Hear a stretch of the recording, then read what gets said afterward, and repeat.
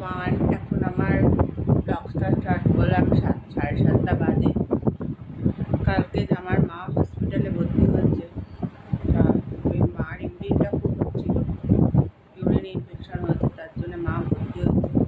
এই হসপিটালে যাবো, রান্নাবান্না করে খাওয়া দাওয়া করে চলে যাবো 11টা নাগাদ। এখন চাটা খাবো, আজকে ফুল তুলবো, তুলে যেহেতু আজকে কি রোদ, প্রচণ্ড রোদ। Good morning everyone, welcome to back to channel.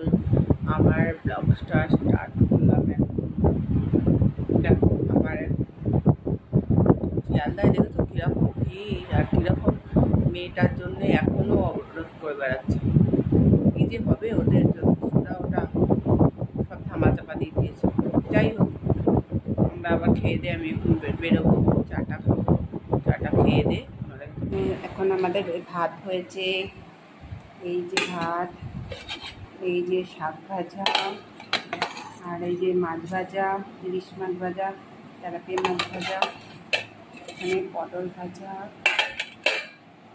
এই ইলিশ মাছে বেগুন দিয়ে ঝাল। এখন আমি খেতে বসবো। এই আমি শাক ভাজা পটল ভাজা দিয়ে ভাত খাচ্ছি, খেয়ে আমি মার ওখানে যাব। মা আবার হসপিটালে ভর্তি হয়েছে। যাই হোক, খেতে বসেছি। মা আবার হসপিটালে ভর্তি হয়েছে, খেতে মার ওখানে যাবো।